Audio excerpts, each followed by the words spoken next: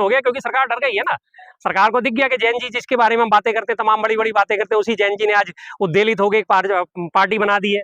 Party हालांकि वो बिखरी हुई पार्टी है, किसी कोई नेता ने नहीं बनाई, किसी ने, तमाम जैन जी ने उसका जो है शुरुआत करी है, और आज उसे एक्स पे बैन कर दिया गया। अभी इंस्टा पे उसके करीब करीब 14 मिलियन फॉलोवर हो चुके हैं और लगातार बढ़ते जा रहे हैं। अभी इंस्टा पे भी वो बैन होने वाली है। इस सरकार को किसी की भी उपलब्धि रास नहीं आती।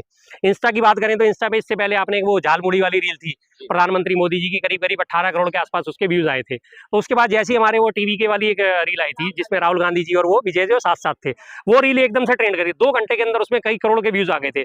फौरन उसे टेक डाउन कर दिया, उसे डिलीट कर दिया गया। इधर से वो अपलोड हुई थी, 1 घंटे बाद ही उसे डिलीट कर दिया, क्योंकि उन्हें डर लग रहा था कि हमारी 18 करोड़ की लाइन जो है वो क्रॉस ना कर दे।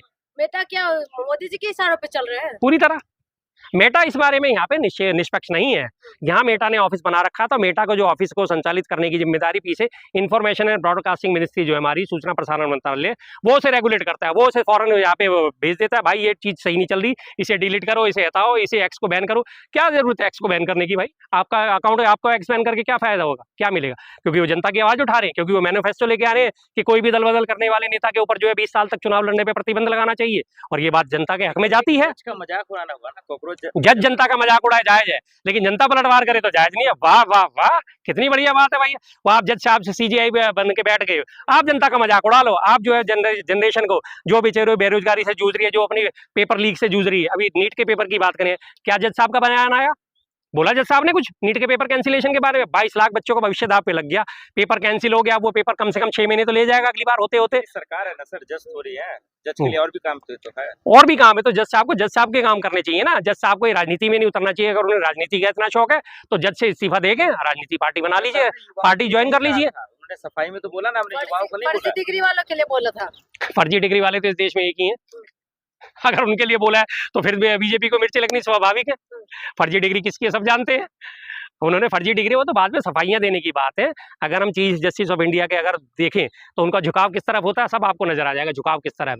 हमारी जुडिशरी जो है, आज मैं बड़ी अफसोस के साथ कहता हूं कि उसमें भी पूरी तरह जंग लगा हुआ है।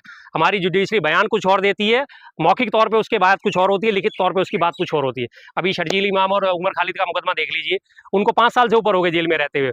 इसी के लिए उनका पहले भी एक दिन चीफ जस्टिस ऑफ इंडिया के यहाँ से बयान आया था कि किसी को भी 1 साल से ज्यादा ट्रायल के बिना रखना, जेल में रखना कानूनन अपराध है, उसे नहीं रख सकते। अगर ट्रायल नहीं चल रहा तो रिलीज करना चाहिए। लेकिन दूसरी तरफ वो उनको 5 साल हो गए, ना उनका ट्रायल चल रहा है, ना उनके ऊपर 1 साल की रोक और लगा दी थी। 1 साल तक वो जो है जमानत के लिए अप्लाई नहीं कर सकती।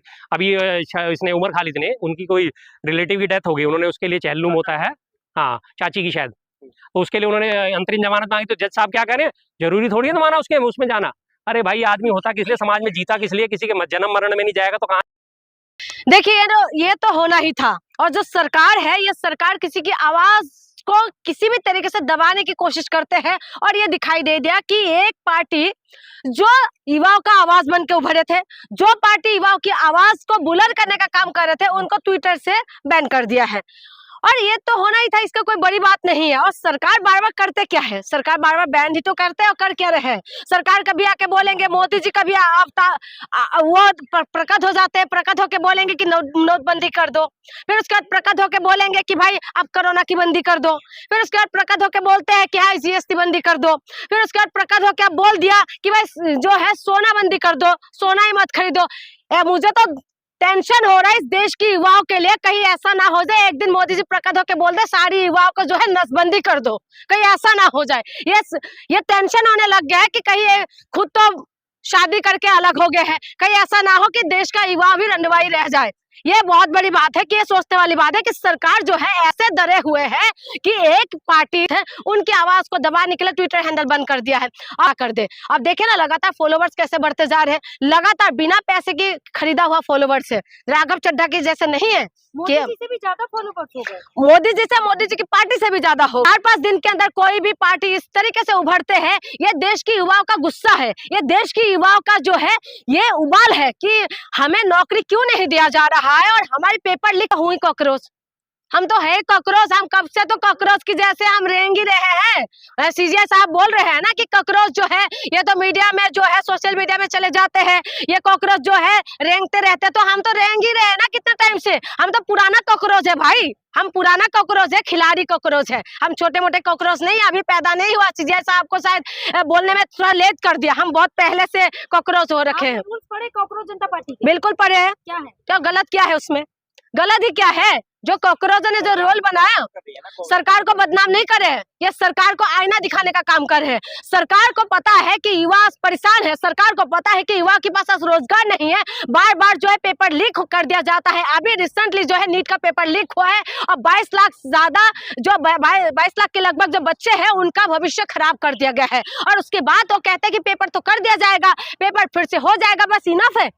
शिक्षा मंत्री का कोई जवाब नहीं है इसकी बात। आप उम्मीद करते हैं जो है देश का युवा शांत होकर बैठ जाए, और आप अगर इसमें अगर सवाल करते तो कहते हैं कि नहीं ये सरकार को बदनाम करने का काम कर। क्या सरकार को पता नहीं है देश की युवाओं के पास आज नौकरी नहीं है? क्या सरकार को पता नहीं है कि वादा किया था मोदी जी ने कि 2 करोड़ रोजगार हर साल, लेकिन ना तो रोजगार दे रहे हैं, ना देश आज बेरोजगार हो रहा है, चारों तरफ से बेरोजगारी ही बेरोजगारी है। लेकिन उसके बावजूद भी जो है अगर युवा कोई आवाज उठाते हैं, सोशल मीडिया पे 4 दिन 5 दिन हुआ है एक पार्टी बनते हुए उसको बैन करने में लग गए हैं। या क्या सरकार डरे हुए है? बिल्कुल डरे हुए है सरकार। इंस्टा चला क्या करूं भाई, बेरोजगार हूँ, कॉकरोच हूँ तो करूंगी ना, ऑनलाइन तो रहूंगी, और रहूंगी तो क्या करेंगे।